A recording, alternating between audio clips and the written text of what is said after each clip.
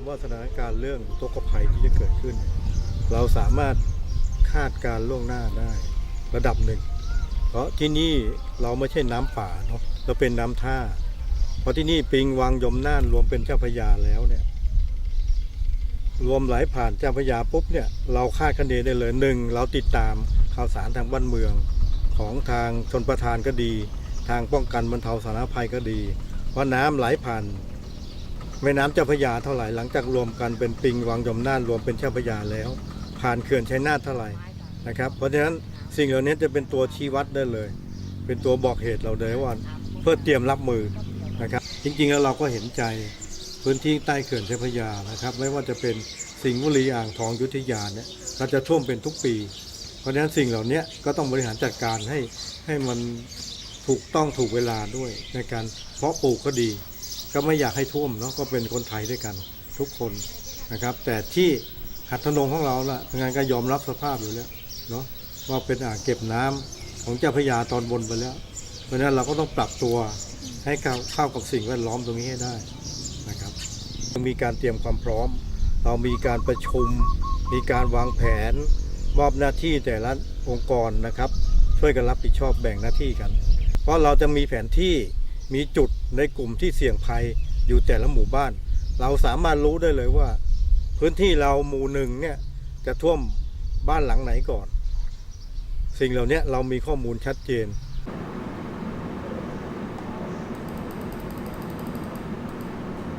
ในเรื่องของแผนรับมือภัยพิบัติเนี่ยในเรื่องของก่อนน้ำท่วม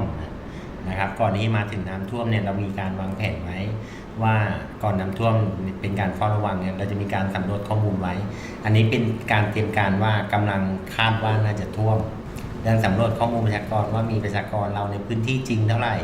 หลังคาเรือนอยู่จริงหรือไม่อยู่จริงเนี่ยมีเท่าไหร่จำนวนครอบครัวคนกลุ่มต่างๆเนี่ยเช่นผู้สูงอายุผู้พิการเด็กตั้งครรภ์ผู้ป่วยเพื่อเราจะได้เตรียมการให้ความช่วยเหลืออย่างทันท่วงทีเนี่ยนะครับพอจากสำรวจปุ๊บเราก็จะมีการสำรวจข้อมูลลงไปเราก็จะแยกตั้งแต่บ้านมีบ้านเลขที่มีอยู่จริงๆทั้งหมดกี่ครัวเรือนนะครับโดยที่เรากำหนดค่าของคำว่าครัวเรือนเนี่ยก็คือจะต้องมีอย่างน้อยก็คือพ่อแม่ลูกมีเป็นครอบครัวนะครับเพื่อความช่วยเหลือในจุดคนตัดสินใจในเรื่องของข้อมูลรายชื่อครัวเรือนเนี่ยก็จะเป็นในส่วนของผู้นำชุมชนกำนันผู้ใหญ่บ้านผู้ช่วยนะครับมีอสม.ที่ดูแลประจำละแวกบ้านนะครับมีหมออนามัยมามีสมาชิกสภาเทศบาลนะครับเราก็ใช้ทะเบียนกลางมีทะเบียนบ้านตัวจริงเข้ามาด้วยนะครับเพราะงั้นพอฐานข้อมูลนี้ปุ๊บชาวบ้านก็จะยอมรับผู้นำชุมชนตอบได้เต็มปากว่าคือกระบวนการของเราที่พูดคุยกันแล้วเพราะงั้นก็จะเป็นคำตอบที่เอาไปตอบชาวบ้านให้เป็นบรรทัดฐานเดียวกันนะครับเพราะงั้นชาวบ้านก็จะยอมรับเพราะงั้นจะไม่มีปัญหาในเรื่องของการร้องเรียนว่าให้ความช่วยเหลืออย่างลำเอียงซึ่งบอกเลยว่า49เนี้ยเราไม่มีวิธีการจัดการทุกคนต้องดูแลตัวเองบางคนผู้ป่วยปัญหาคือผู้ป่วยขาดยา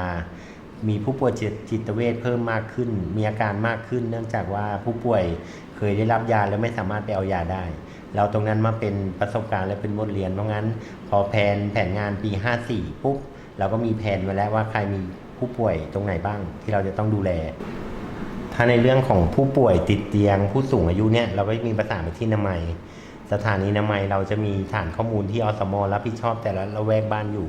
เพราะงั้นอสม.จะบอกอสม.เรามี54คนเนี่ยเขาจะบอกได้เลยว่าแต่ละคนเนี่ยต้องรับผิดชอบผู้สูงอายุติดเตียงกี่คนผู้ป่วยติดเตียงกี่คนที่นี่เขาก็จะเอาแฟ้มเนี่ยไปให้หมอสั่งยาแล้วก็ไปให้เภสัชจัดแต่พวกพี่ก็มีหน้าที่จัดใส่ถุงยาแล้วเขียนชื่อเขียนที่อยู่แล้วก็ส่งมอบให้ทางนี้ก็จะออกแจกจ่ายไปตามบ้านเนาะการจัดการน้ำเนี่ยมันจะมีองค์ประกอบหลายเรื่องของการผันน้ำเข้าทุ่งเรื่องของการเก็บเกี่ยวก่อนน้ำมาเรื่องของอะไรหลายๆอย่างมันเขาเรียกว่ามันมีความเชื่อมโยงกันนะเชื่อมโยงระหว่างเรื่องของดินฟ้าอากาศเรื่องของการผลิตเรื่องของวิถีต่างๆทั้งหมดที่มันเป็นองค์รวมอยู่ของชีวิตเนี่ยมันจะคุยกันในภาพของการบริหารจัดการน้ำแบบมีส่วนร่วมไม่ว่าจะเป็นเรื่องของภาครัฐเกี่ยวกับการจัดการน้ำในเขื่อนเรื่องของภาคเกษตรที่จะต้องมีการปรับเปลี่ยนพันธุ์พืชปรับเปลี่ยนฤดูกาลปรับเปลี่ยนปฏิทินอะไรพวกนี้แล้วก็หลายอย่างแล้วมันก็จะต้องทำสเต็ปมันให้มันชัดขึ้นก็มาคุยกันถึงเรื่องของการแนวทางแก้ไขปัญหาไม่ว่าช่วงน้ำแล้งน้ำหลากอะไรพวกนี้ท ที่มีผลกระทบต่อกัน แล้วก็ให้แต่ละพื้นที่เข้าไปทำแผนปฏิบัติการกันว่าในแต่ละพื้นที่จะไปผลักดันขับเคลื่อนยังไงเกี่ยวกับเรื่องของการผลิตเรื่องของการดูแลแหล่งน้ำคือมันก็จะมีหน่วยงานกลางนะครับหน่วยงานกลางที่จะเป็นอาจจะเป็นองค์กรอิสระเนี่ยจะเข้ามาเป็นแกนประสานแต่ว่าจะใช้เชิงนโยบายที่เป็นกระบวนการมีส่วนร่วมแบบกระบวนการมีส่วนร่วมคือไม่ใช่องค์กรใดองค์กรหนึ่งเป็นเจ้าภาพแต่ว่าทุกองค์กรเนี่ยก็จะมาดูภาพรวมด้วยกันประชาคมเมืองอุทัยของเราเริ่มก่อตั้งขึ้นประมาณปี 40 ฮะอาจารย์หมอประเวศประศรีก็มาคุยให้พวกเราฟังว่าการที่ประเทศชาติจะอยู่รอดได้คนต้องรวมกลุ่มกันเพื่อแก้ปัญหาของตัวเองตอนนั้นเราก็ทำเรื่องกระบวนการมีส่วนร่วมพื้นที่ที่เราเริ่มศึกษาในช่วงแรกก็จะเป็นพื้นที่นิเวศจุดรวมสายน้ำแถบเขื่อนวังร่มเกล้าแล้วก็นิเวศพื้นที่ที่ราบริมแม่น้ำที่ตำบลหาดทนงอำเภอเมืองจังหวัดอุทัยธานีค่ะโดยให้ชุมชนมีส่วนร่วมโดยใช้เครื่องมือผังวาดทรัพยากรผังวาดชุมชนแล้วก็ปฏิทินการผลิตโดยมีทางสถาบันชุมชนท้องถิ่นพัฒนาซึ่งมีดร.แมนมีคุณคนุสันมีคุณตุ้ยเดี๋ยวจำชื่อไม่ได้วิษณุเข้ามาร่วมด้วยมาช่วยกันวัตถุประสงค์ก็คือว่าอยากให้เราเนี่ยสร้างเครื่องมือเป็นแผนที่ทำมือโดยให้เรารู้ว่าในพื้นที่เราเนี่ยเราอาจจะต้องใช้คนในพื้นที่เนี่ยมาช่วยกันสร้างเครื่องมือขึ้นโดยมีผังชุมชนผังทรัพยากรอะไรพวกนี้รวมอยู่ไว้แล้วก็พล็อตเข้าไว้ให้เป็นข้อมูลต่างๆไม่ว่าจะเป็นผังชุมชนผังทรัพยากรหรือแม้กระทั่งเส้นทางคมนาคมอะไรพวกนี้แล้วหลังจากนั้นปุ๊บเนี่ยมันก็จะเอามาใช้ในประโยชน์เรื่องต่างๆเราก็เลยใช้ได้เกือบทุกเรื่องนะไม่ว่าจะเป็นเรื่องของแผน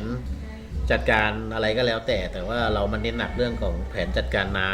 ำก็เลยกลายเป็นว่าเป็นการประสานงานร่วมกับหน่วยงานภายนอกหรือนักวิชาการอะไรที่เข้ามาโดยเอางานวิจัยเข้ามาเพื่อพัฒนาพื้นที่ซึ่งเรามองว่าลุ่มน้ำขนาดเล็กเนี่ยจะเป็นพื้นที่ขอบเขตพื้นที่ที่ชุมชนมองเห็นความสัมพันธ์กับตัวเองแล้วก็เข้าไปมีส่วนร่วมได้ง่ายทีนี้คนที่มาวาดเนี่ยเขาก็จะช่วยกันเติมว่าในแต่ละพื้นที่ของแต่ละหมู่เนี่ยมันมีแม่น้ำสายน้ำของแม่น้ำจะมีเรื่องของห้วยหนองคลองบึงก็จะปรากฏเนาะเป็นหนองอันนี้หนองขุมหมาจะมีหนองเล็กๆพวกเนี้ยอะไรก็มีอันเนี้ยจะแสดงให้เห็นถึงเรื่องของผังทรัพยากรที่เกี่ยวกับแหล่งน้ำครับแล้วก็พอเรามาคุยกันเรื่องการจัดการน้ำหรือเส้นทางน้ำเนี่ยมันก็จะเห็นภาพอันนี้ผมก็เดินพื้นที่เกือบทั้งตำบลผมก็จะมีความรู้กว้างๆอันนี้ผมก็จะเป็นคนเขียนสมมุติว่าอย่างแผนที่แผ่นนี้ของหมู่ 2ผมก็จะลงรายละเอียดกว้างๆไปก่อนว่าถนนแม่น้ำหนองห้วยหนองคลองบึงอยู่ตรงไหนพอเสร็จแล้วปุ๊บสิ่งที่ขาดตกบกพร่องอย่างสมมุติว่าตรงนี้ผมอาจจะไม่รู้ว่าตรงนี้มันมีหนองแต่รู้เฉพาะหนองใหญ่ชาวบ้านเขาที่เขามาหรือผู้ใหญ่บ้านในหมู่นั้นเขาก็จะมาชี้เหตุให้อย่างตรงนี้ซึ่งเป็นหนองปลาไหลอาจจะลืมอันนี้เขาก็จะมาชี้กำหนดจุดให้แม้กระทั่งในเรื่องของกลุ่มบ้านที่อยู่อาศัยอันนี้จะเห็นว่าเราลงเป็นหมายเลขบ้านไว้เลยตามบ้านเลขที่เลยอันนี้ก็จะสะดวกในเรื่องของถ้าเกิดเหตุน้ำท่วมขึ้นมาเราสามารถที่จะรู้ว่าบ้านใครอยู่ตรงไหนเป็นผู้ป่วยหรือเป็นอะไรเงี้ยแล้วก็อันนี้ก็ในส่วนนั้นก็จะเป็นของชาวบ้านที่จะมาเติมเต็มในเรื่องของการใช้แผนที่ในส่วนตรงนี้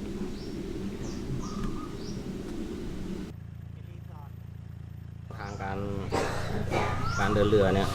ก็เป็นส่วนสำคัญมากในขณะที่ถ้าน้ำท่วมลึกนะครับอันนี้เราก็จะต้องมีแผนในการสำรวจอย่างชัดเจนที่จะไปทำสื่อสัญลักษณ์ในส่วนของที่จะให้ ทุกคนที่มาใช้ร่วมกับเราด้วย ไม่ใช่เราใช้แล้วเรารู้เพียงแต่คนที่จะขับประจำในคนที่อย่างชาวบ้านเราก็จะมีการแจ้งข้อมูลข่าวสารไปในส่วนว่าถ้าใครจะไปในส่วนตรงไหนให้สังเกตธงให้สังเกตแผ่นซีดีอันนี้ก็จะได้รับความปลอดภัยอันนี้ก็เราก็ คือแผนที่เส้นทางการเดินเรือมันจะต้องสร้างตามสถานการณ์ที่เกิดขึ้น เส้นทางที่เราเคยเดินไปปกติว่าช่วงนี้ไปได้ แต่ณสถานการณ์เปลี่ยนในเรื่องของสิ่งปลูกสร้างหรือสิ่งใดก็แล้วแต่นี่เราอาจจะต้องอ้อมแต่พอไปถึงตรงนั้นเราจะไปทำสัญลักษณ์จากที่การที่ลงพื้นที่สำรวจแล้ว เราก็จะไปทำสัญลักษณ์โดยที่อาจจะใช้ธงเป็นผ้าสีหรืออาจจะใช้แผ่นซีดีเพราะถ้าแผ่นซีดีก็จะสะดวกในเรื่องของการเดินทางกลางคืนเพราะถ้าเราฉายไฟไปเนาะมันก็จะสะท้อนก็จะไปตามแผ่นซีดี คือทีแรกเขาอาจจะยังไม่เห็นเรื่องของแผนที่ทำมือแต่เราบอกว่าแผนที่ทำมือมันเป็นเครื่องมือที่ทำให้คนมารวมกันได้ เพราะอย่างน้อยอ่ะคนที่เขียนน่ะไม่สามารถเขียนได้ทั้งหมด ทีนี้คนที่เขียนไม่ได้ แต่สามารถบอกได้ว่าอะไรอยู่ตรงไหนน่ะมันก็จะมาช่วยกันพอเขียนไปก็จะมาช่วยกันบอกก็มาช่วยกันวิเคราะห์ว่าตรงนี้มันไม่ใช่มันน่าจะอยู่ตรงนู้นอะไรเงี้ยไอ้คนเขียนก็เขียนไปไอ้คนบอกก็บอกไปแล้วมันก็จะมาเรียนรู้ร่วมกันอย่างเงี้ยมันก็อาจจะเป็นเครื่องมือที่เอาไว้ใช้ในเรื่องของข้อมูลทางภูมิศาสตร์ด้วยนะแล้วก็อาจจะเป็นเครื่องมือตัวหนึ่งที่ดึงคนมามีส่วนร่วมอย่างเงี้ยนะมันก็จะได้ประโยชน์2อย่างเลยมันเหมาะสำหรับพื้นที่เหมาะสำหรับยุคหนึ่งที่มันไอ้พวกนี้มันอันปลั๊กนะแต่ถ้าวันหนึ่งปุ๊บเนี่ยเทคโนโลยีเดี๋ยวนี้มันมีสมาร์ทโฟนมันมีระบบเน็ตเวิร์กที่ครอบคลุมเนี่ยมันก็อาจจะใช้ GIS ได้ เพราะว่าอันนี้คือจุดเริ่มต้นที่น่าจะเบสิกที่สุดที่ถ้าเราบอกว่าทุกคนสามารถเข้าถึงอ่ะก็น่าจะพูดได้มากกว่าเครื่องมือที่ทันสมัยเพราะเครื่องมือที่ทันสมัยมีข้อจำกัดขององค์ความรู้ไงแต่อันเนี้ยเครื่องมือนี้อันนี้น่าจะเป็นเบสิกที่ทำให้ทุกคนเข้าถึงได้ง่ายและเข้าใจง่ายกว่าถ้าอันนั้นน่ะมันชัดเจนแม่นยำแต่ข้อจำกัดก็คือถ้าเกิดคนไม่รู้ดูไม่รู้เรื่องเลย ก็จะทำให้สับสนถ้าเอากันง่ายๆภาษาบ้านๆอย่างเงี้ยก็น่าจะชัวร์ ซึ่งการที่เขาจะเข้ามาจัดการหรือลุกขึ้นมาดูแลเองเนี่ยได้สิ่งที่สำคัญก็เห็นว่าการที่เขาได้เห็นคุณค่าของสิ่งที่เขามีอยู่แล้วเขาก็ได้รวมกลุ่มกันว่าตรงนี้เนี่ยมีผลต่อการเป็นอยู่ของเขาวิถีชีวิตเขายังไงนะคะตอนที่เราเข้าไปเนี่ยช่วงนั้นเขามีการรวมตัวกันอยู่ก่อนแล้วนะคะเป็นสหกรณ์ผู้ใช้น้ำค่ะโดยการสนับสนุนของหน่วยงานเรื่องของการสูบน้ำด้วยระบบไฟฟ้าตอนนั้นเขาก็รวมตัวกันอยู่แล้วเราก็จะไปตามพื้นที่เนาะแล้วก็ระดมความคิดเห็นให้แกนนำพาไปแล้วก็ชวนชาวบ้านที่อยู่ที่นั่นนั่งคุยแล้วก็วาดกันก็สนุกดี แล้วทุกคนก็รู้สึกอยากมีส่วนร่วมค่ะ เขาส่งน้ นี่ก็จะเป็นของส่งน้ำ ำไล่จากนี่เลยเนี่ย นี่ ออกจากนั่นมาเนี่ยตัวลงสูบอะ ตัวในโรงสูบจะออกจากตรงนี้เมนหลักก็จะอยู่ติดกับถนนสายอุทัยธานี5002ทีนี้ก็จะมีคลองซอยแยกก็จะไปสุดอยู่ที่ของหมู่2ตรงโค้งหนองตะเข้พอดีที่ในเรื่องของปฏิทินในเรื่องของการใช้แผนที่ในเรื่องของทางน้ำอันนี้ก็ไปส่งผลถึงเรื่องการประกอบอาชีพแล้วก็ต้นทุนในการประกอบอาชีพด้วยอันนี้ก็ทำให้เขาเห็นว่ามันมีหลายจุดนะที่น้ำจะเข้ามาแล้วก็ถ้าเขาจะเฝ้าระวังเขาจะต้องดูตรงไหนจัดการยังไงอันนี้ก็เป็นส่วนหนึ่งคือเขาได้มองเห็นภาพใหญ่ของทรัพยากรของเขามองเห็นทั้งระบบว่าส่วนที่เชื่อมมันมีอะไรบ้างแล้วเรานอกจากนี้เรายังหนุนนักข้าราชการด้วยนะคะ เพราะเราคิดว่าข้าราชการซึ่งมีบทบาทหน้าที่ถ้าเขา